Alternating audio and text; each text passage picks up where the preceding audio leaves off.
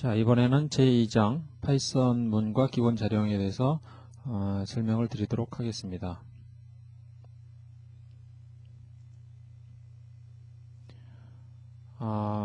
이 장에서 설명드릴 내용이 되겠습니다.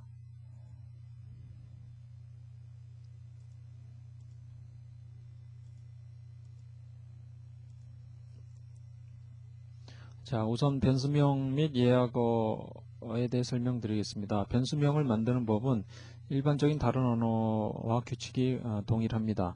첫 번째 문자는 언더라인 혹은 영어 소문자 대문자가 될 수 있고요. 두 번째 문자부터는 언더라인, 영문자, 숫자가 0번 이상 발생할 수 있습니다. 변수명의 예로서는 A, A1, my name, 언더라인 포함되어 있죠. your job, 대문자도 포함됩니다. 이 대문자는 소문자와는 전혀 다른 변수가 됩니다. 소문자 my name과 대문자 my name은 다른 변수가 되겠습니다. 앞에 언더라인이 올 수가 있죠. 자, 이러한 것들이 변수명이 될 수 있고요. 변수명이 이런 것들은 될 수 없습니다. 앞에 1이 왔죠. 특수한 기호들이 포함이 되어 있습니다. 이러한 이름들 규칙으로 이제 변수명을 만드는데 예약어는 파이썬에서 특별한 용도로 사용을 하고 있기 때문에 변수명으로 사용할 수가 없습니다. 파이썬에서 사용하고 있는 등록되어 있는 예약어는 다음과 같은 방법으로 직접 확인하실 수 있습니다. 임포트 키워드 하시고요. 키워드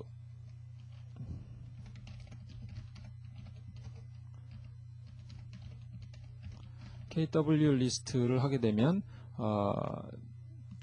등록된 예약어들이 나옵니다. 이것에 대한 개수, 등록된 단어의 개수는 현재 29개로 나와 있죠. 변수명을 만들 때 조심해야 할 점은 다음과 같습니다. 우선 함수의 이름이나 모듈의 이름은 변수명으로 정하는데 피해야 합니다. 예를 들어서 str이라는 함수가 있습니다. 이것은 어떤 주어진 객체를 문자열로 변환하는 그런 함수가 되겠는데요. 이 경우는 지금 정수를 문자열로 변환하고 있습니다. str이라는 변수 이름에 지금 어떤 문자열을 할당을 했습니다. 그렇게 되면은 str을 더 이상 함수로 활용할 수가 없게 됩니다. 왜냐하면 str은 문자열이기 때문에 그렇습니다. 자, 이와 같이 이미 사용 중인 또 사용할 그런 함수의 이름이나 모듈의 이름은 또 클래스의 이름이나 여러가지 이름들은 변수명으로 사용하는 것을 피해야 하겠습니다. 파이썬의 여러가지 기초문들에 대해서 설명을 드리도록 하겠습니다. 우선 이제 코멘트라고 하죠. 주석문. 이 뒤에는 이제 사람이 보기 위한 여러가지 해설을 달게 되는 것이죠. 연속 라인이라고 있습니다. 이것은 뭐냐면 원래는 이제 한 줄에 써야 되지만 에디터나 혹은 보기에 불편해서 여러 줄로 분리를 해서 써야 될 경우에 우리가 백슬러시를 이용해서 이렇게 하게 되면 이 두 줄을 한 줄로 취급을 하게 되는 그런 것이 되겠습니다. 만약에 여기 백슬러시를 하지 않고 여기서 바로 엔터를 쳤다면요, 이런 신텍스 에러가 발생을 하게 됩니다. 치환문은 이런 이제 등호라는 기호를 쓰게 되는데요. 이것의 의미는 오른쪽에 있는 값을 왼쪽으로 전달하라는 것입니다. 즉 E를 A라는 변수에 저장하라 이런 의미가 되겠습니다. 이것도 A를 B에 저장하라 이런 의미가 되겠어요. 그래서 이런 수식은 사용하실 수가 없습니다. A를 1 더하기 3에 저장하라 이건 할 수가 없죠. 상수는 저장 공간이 될 수가 없습니다. 그래서 반드시 요 대입문, 치환문 좌변에는 변수나 저장할 수 있는 객체 이름들이 와야 되고요. 또 오른쪽에는 일반적으로 식이 오게 되어 있습니다. 그래서 이것은 A가 1과 같다라는 어떤 등호적인 의미가 아니고 1이라는 값을 A에 저장하라는 대입적인 의미가 되겠습니다. 따라서 이 문은 A에다가 1을 더해서 그 결과를 다시 A에 저장하라는 것이죠. 그래서 시간적으로 이게 먼저 일어나고요. 저장하는 이 사건은 그 다음에 일어나게 되어 있습니다. 그래서 원래 A가 1이었으니까 최종 결과는 2가 되겠죠. 두 개의 값이 같으냐 아니냐를 비교하는 그런 연산자는 별도로 있습니다. 이퀄 기호를 두 개를 사용하면 같은지 아닌지를 판별할 수가 있게 됩니다. 4가 5와 같으냐 이렇게 물어봤을 때 결과는 참 아니면 거짓이 됩니다. 그래서 거짓인 경우에 0을 리턴하고요. 참인 경우에는 1을 리턴하도록 되어 있습니다. 이거 한 개 사용하는 거하고 두 개 사용하는 거고 혼동하지 마시기 바랍니다. 그 기본적인 치환문, 대입문 이외에도 아주 다양한 형태의 치환문이 있습니다. 우선 여러 개의 데이터를 한꺼번에 이렇게 저장할 수도 있고요.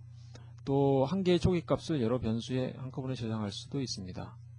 그리고 두 개 이상의 문들을 이 세미콜론들을 이용해서 분리할 수도 있습니다. 이거는 별도의 두 개의 문을 이렇게 한 줄에 쓴 것에 불과합니다.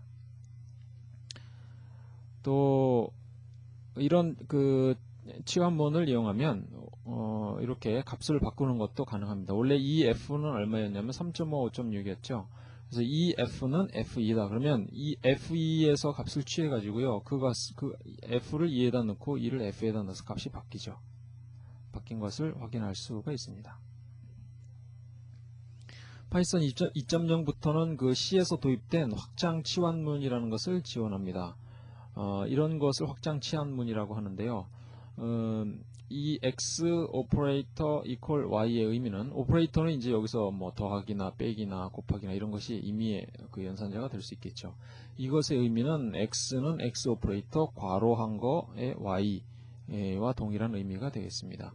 예를 들어서 a는 1, 그 a 플러스 4는 이건 뭐와 동일합니까? a는 a 플러스 4 이렇게 되죠. 그래서 a가 1이었으니까 결과가 5가 나오게 됩니다. 그래서 a에다가 4를 더해라, 이런 식으로 해석하면 아주 쉽게 되죠. 이것은 a에다가 3을 빼라.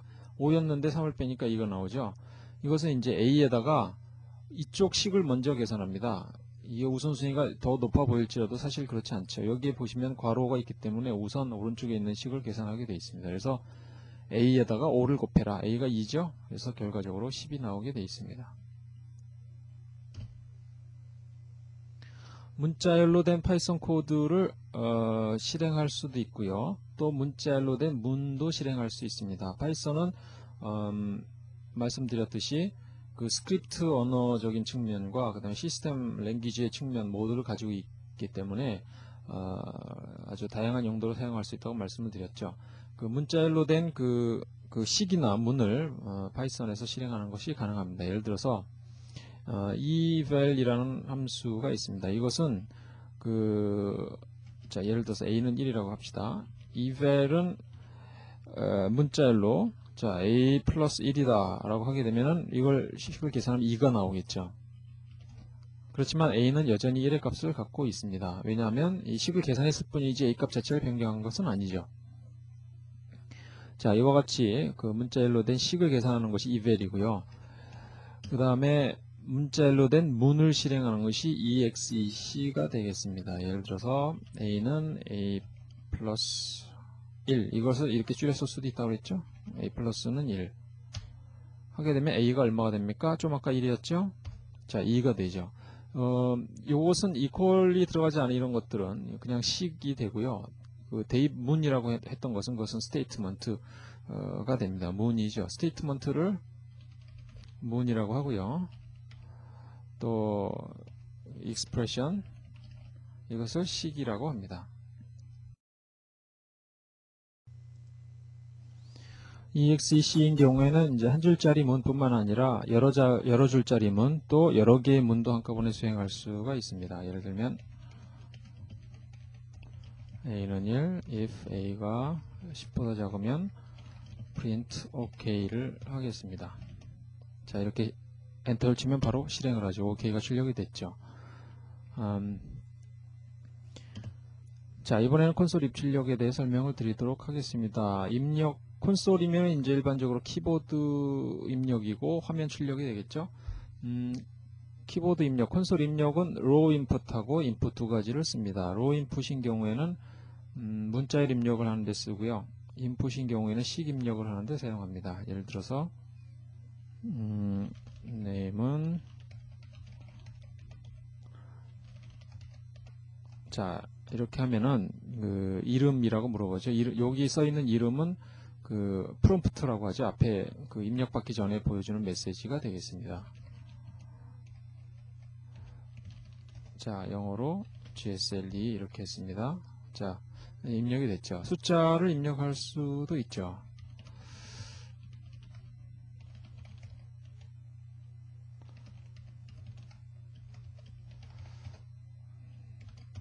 자, 이 number라는 변수에 뭐가 저장이 되어 있습니까? 문자열 35가 저장이 되어 있는 거죠. 이것은 정수 35하고는 전혀 다른 것입니다. 정수 35는 말 그대로 숫자인데 이것은 문자열, 텍스트를 그냥 넣다 보니까 35라는 것이 단순히 들어갔을 뿐이죠. 그래서 여러분이 35라는 숫자를 원한다면 직접적으로 이렇게 변환하실 수가 있어요. 인테저라는 함수를 통하면 a라는 것을 정수로, 넘버를 정수로 직접 바꿀 수가 있습니다.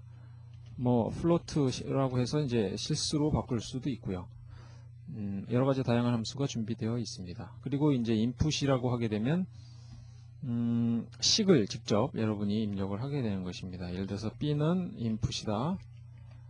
자, expression 이런 메시지를 내보내도록 하죠. 예를 들어서 4 플러스 5라고 하면은 b에 9가 저장이 되어 있을 거고요. 그 다음에 a가 현재 얼마냐면 35죠. 그 a 곱하기 자 10 하면 350이 되겠죠. 이런 식으로 식을 직접 입력할 수 있는 것이 인풋이 되겠습니다. 그래서 일반적으로 데이터 입력할 때는 로우 인풋을 주로 많이 사용을 합니다. 그리고 이제 콘솔 출력할 때는 프린트를 사용하죠. 프린트는 이미 여러분이 사용하셨듯이 자, 어떤 값을 출력하는데 이렇게 사용하실 수가 있고요. 값을 여러 개 출력하는데 콤마로 씁니다. 콤마를 쓰게 되면 이제 데이터와 데이터 사이에 스페이스로 이렇게 하나씩 분리가 되게 됩니다. 이제 루프 같은 데서요. 여러분이 그 연속적인 데이터를 출력할 때 이제 프린트 x 이런 식으로 하게 되면 그 라인 단위로 이렇게 쭉 출력되는 반면에 끝에다 이제 콤마를 입력을 하시게 되면 그것이 줄 단위로 쭉 입력이 되는 게 출력이 되는 게 아니고 한 줄의 옆으로 쭉 출력이 됩니다. 맨 마지막에 이 콤마를 입력을 하게 되면 다음에 출력되는 내용들이 줄이 바뀌지 않은 상태에서 옆으로 이렇게 출력이 되도록 되어 있습니다.